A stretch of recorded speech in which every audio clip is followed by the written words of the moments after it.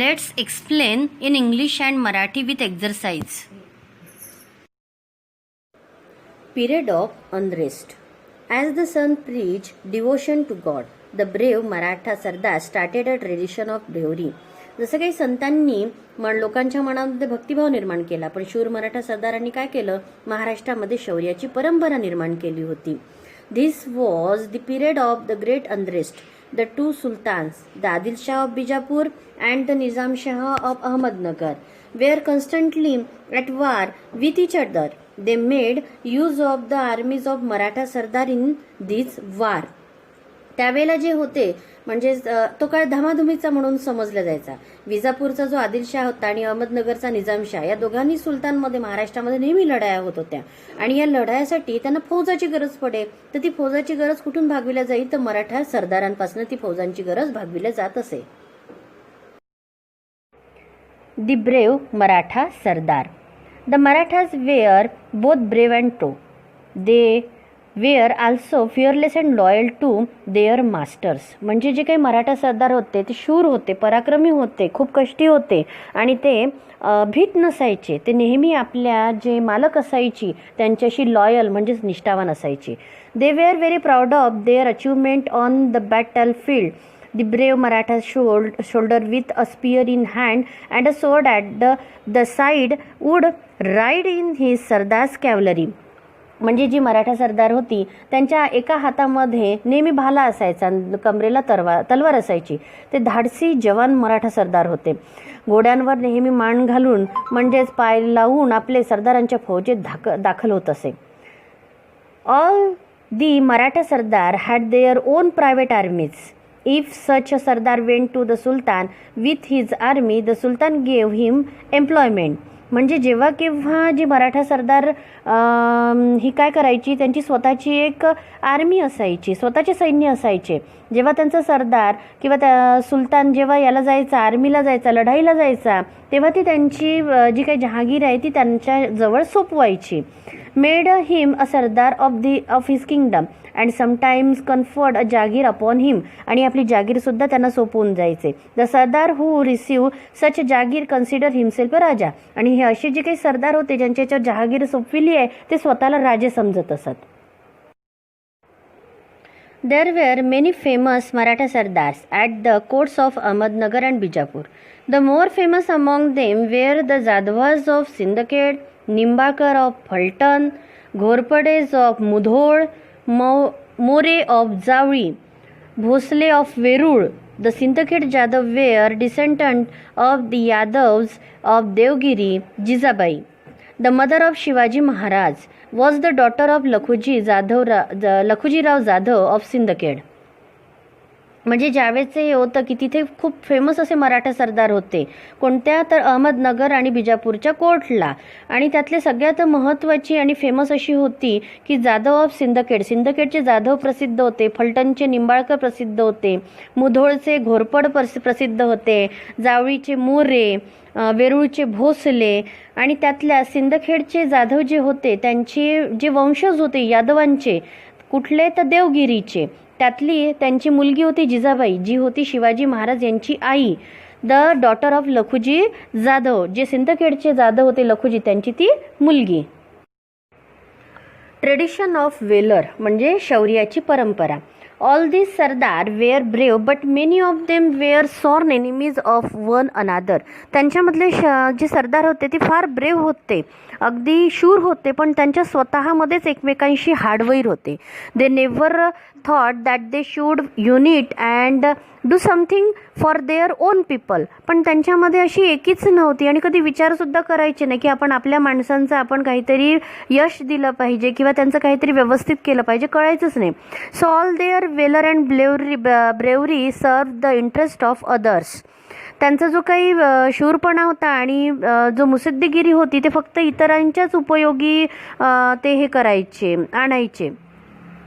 Specially even so they kept alive the warlike spirit, especially among the young. त्यांची जी तरुण मंडळी होती तीच एकमेकांमध्ये लढण्याचं काम करायची. Many famous soldiers were born in their family who kept alive the tradition of valor. The temple of Grishneshwar. It was about 400 years ago. जे औरंगाबाद जो वेरूळ आहे तिथे एक मंदिर आहे घृष्णेश्वर म्हणजे शिवाचं मंदिर. ते जवळपास 400 वर्ष जुनं आहे. The temple of Grishneshwar near the Verul केव वॉज फॉलिंग टू पीसेस. ते 2 तुकड्यांमध्ये विभागलेलं होतं. The wall had develop crack. त्यातल्या ज्या भिंती होत्या त्या तुटण्याला आल्या होत्या. The priest also had desert the temple. आणि ते जे मंदिर झालं होतं ते जसं वाळवंटामय झालं होतं. Thus the temple which was built in honour of the great god was totally neglected. सगळेजण पूजा करायची पण त्या मंदिराच्या बांधकामाकडे कुणीच लक्ष देत नव्हतं. अगदी अवकळ आली होती. All the devotee who came there mourned over the sorry state of the temple, but no one thought of repairing it. त्या मंदिराकडे पाहून भक्तांना हळहळ वाटे. येणारे जाणारे हळहळत, उसासे सोडत, पण त्यांच्या दुरुस्तीचा कुणीच विचार करत नव्हतं. A great devotee of Shiva visited the temple regularly. He would put flowers and bell on the lingam and express his innermost thought to the god. He carried out extensive repair of the temple and restored it to its original condition.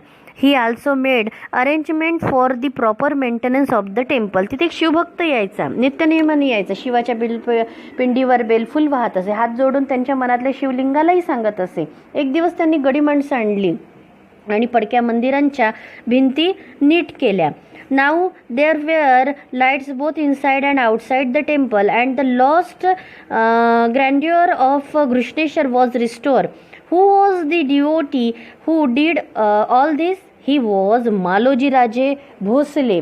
त्यांनी गडी माणसं आणून ती मंदिर तर ठीक केली, पडक्या भिंतीसुद्धा नीट केल्या, मंदिरांची व्यवस्था लावली, मंदिरामध्ये आतबाहेरचा जीर्णोद्धार केला आणि आतबाहेर दिवेसुद्धा लावले. घृष्णेश्वराचे गेलेले वैभव पूर्ण परत आणले. असा तो भक्त कोण होता तर मालोजी राजे भोसले, म्हणजे शिवाजी महाराजांचे आजोबा, म्हणजे शहाजी राजेंचे वडील. लक्षात ठेवा, शहाजी राजेंचे वडील मालोजी भोसले, जे शिवाजी राजेंचे आजोबा होते. दी भोसले ऑफ वेरूळ, वेरूळचे भोसले. वेरूळ कुठे आहेत? औरंगाबाद जवळ, एलोरा म्हणतो आपण त्याला. Maloji Raje Bhosale the Patil of Verul. मालोजी राजे भोसले कोण होते तर वेरूळचे पाटील होते. Was a great devotee of Shiva, शिवाचे भक्त होते. बाबाजी राजे हॅड 2 सन, त्यांना 2 मुले होती. Maloji Raje was the Elder and the Vithoji राजे इज द यंगर. म्हणजेच जे बाबाजी राजे होते त्यांची 2 मुले, मालोजी राजे आणि Vithoji Raje. Babaji Raje Bhosale had the right of Patil in the Verul village. जे मालोजी राजांचे वडील होते बाबाजी राजे यांना पाटीलकीचा राईट म्हणजे अधिकार होता.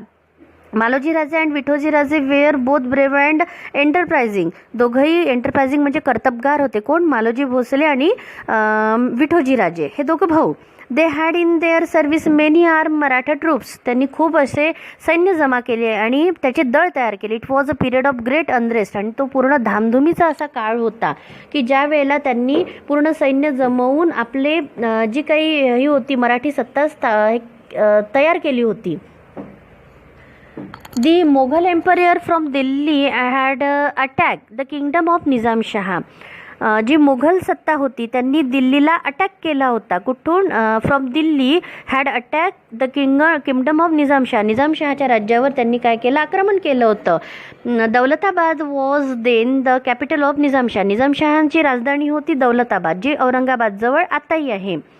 Malik Ambar was his wazir. मलिक अंबर हा तिथला वजीर, वजीर म्हणजे चीफ मिनिस्टर होता. Malik Ambar was able and wise. तो एक धूर्त आणि अतिशय शहाणा माणूस होता, हुशार होता. The 2 capable and brave brothers from Verul soon caught his attention. Malik अंबरने काय केलं होतं की निजामशहाजवळ त्याच्या कर्तबगारीची वाखाणणी केली होती. निजामशहाने मालोजी राजांना पुणे व सुपे परगण्यांची जहागिरी दिली होती. On his recommendation the Shah referred conferred on Maloji Raje the jagir of Pune and Supe pargana. So the Bhosales become rich and powerful. निजामशहाने जहागिरी दिल्या कारणाने काय झालं, पुणे आणि सुपेची भोसले हे श्रीमंत झाले, त्यांच्याकडे वैभव आलं. Maloji Raje's wife was Umabai. मालोजी राजेंची पत्नी होती उमाबाई, म्हणजे शहाजी राजेंची आई होती Umabai. She came from the house of the Nimbalkars of Phaltan, आणि त्यांचं माहेर होतं फलटणच्या निंबाळकरांचं. They had two son, Shahaji and Sharifji. म्हणजेच मालोजी राजांना 2 मुलं होती, शहाजी आणि Sharifji. Maloji Raje was killed in a battle in Indapur. Indapur. इंदापूरच्या युद्धामध्ये मालोजी राजे म्हणजे शहाजी राजेंचे वडील हे मारले गेले होते. At that time Shahaji was only 5 years old, आणि त्यावेळेला शहाजी राजांचं वय फक्त 5 वर्ष होतं. Then Vithoji Raje look after the children and the jagir. Vithoji Raje म्हणजे मालोजी राजेंचे जे भाऊ होते विठोजी राजे, हे काय करायचं, ते लहान मुलं म्हणजे जे होते शहाजी राजे आणि शरीफजी यांची त्यांनी निगराणी केली, त्यांना वाढविलं, पालनपोषण केलं आणि त्यांच्या जागीरचं पण later he ask in marriage of Shahaji for Shahaji. शहाजींचं मग लग्न झालं. The daughter of Lakhuji Rao Jadhav. Lakhuji राजाची कन्या कोण होती, जिजाबाई. जिजाबाई सोबत शहाजी राजांचं लग्न झालं. The daughter of Lakhuji Rao was well favoured by the God. Lakhuji Rao accept Vithoji राजेज proposal. Vithoji राजेंनी जेव्हा मागणी घातली तेव्हा लखुजी राजेंनी त्यांची मागणी कबूल केली.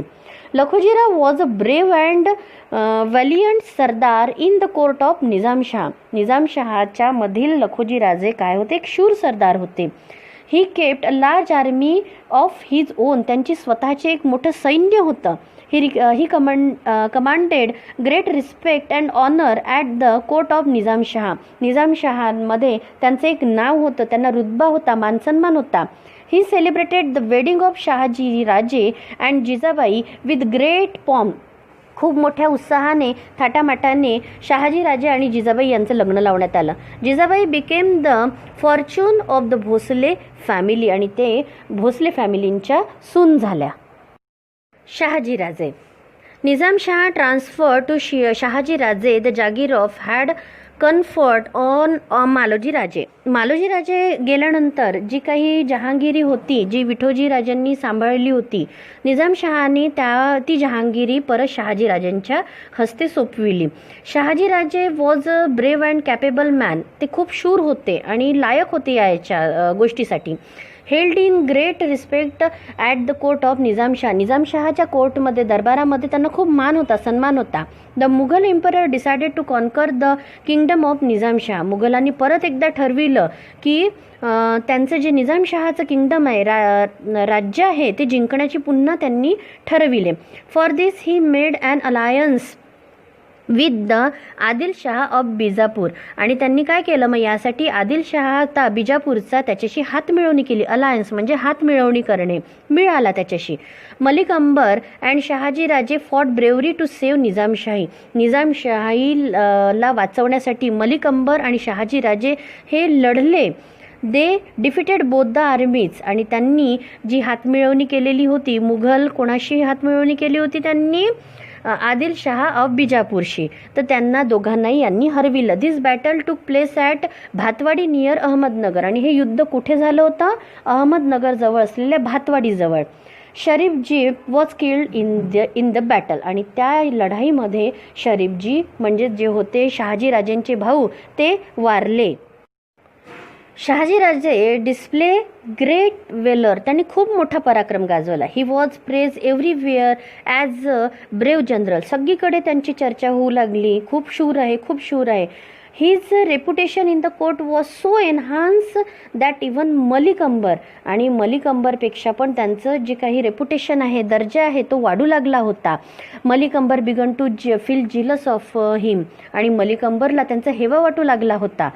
This gradually led to antagonism between them. आणि हेच त्यांच्या दोघांमध्ये शत्रुत्वाचं आणि ज्वलनशीलतेचं कारण ठरलं. मलिक अंबर आणि शहाजी राजे भोसले यांच्यामध्ये झालेल्या वितुष्टपणामुळे त्यांचे मन विदूषित झाल्या कारणाने शहाजी राजांनी निजामशाही सोडली आणि आदिलशहात जाऊन मिळाले.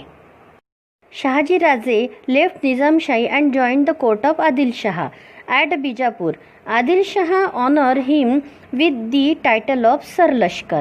जेव्हा त्यांनी निजामशाही सोडली आणि आदिलशहामध्ये जाऊन मिळाले तेव्हा आदिलशहाने त्यांना कुणाला शहाजीराजांना सर लष्कर म्हणजे चीफ ऑफ आर्मी हा किताब दिला. Later there were many developments in Nizamshahi आणि ते गेल्यानंतर आदिलशहामध्ये मग निजामशाहीमध्ये खूप काही असे डेव्हलपमेंट म्हणजे खूप काही बदल झाले. द वजीर मलिक अंबर डाईड, मलिक अंबर वारला. His scheming son Fateh Khan become the wazir of Nizamshahi आणि तो मेल्यानंतर त्याचा जो मुलगा होता कटकारस्थानी होता, धूर्त होता, फतेह खान हा तिथला वजीर झाला. During his period the Nizamshahi began to decline आणि मग त्याच्या काळामध्ये कुणाच्या फतेह खानच्या काळामध्ये जी काही निजामशाही होती ती लयाला आली होती म्हणजे त्याचं इम्प्रेशन डाऊन होत गेलेलं होतं. At about the same time there was a threat of Mughal aggression आणि मग तिथेच तेव्हा मोगलांनी काय केलं, त्यांनी स्वारी केली कशावर, निजामशहावर.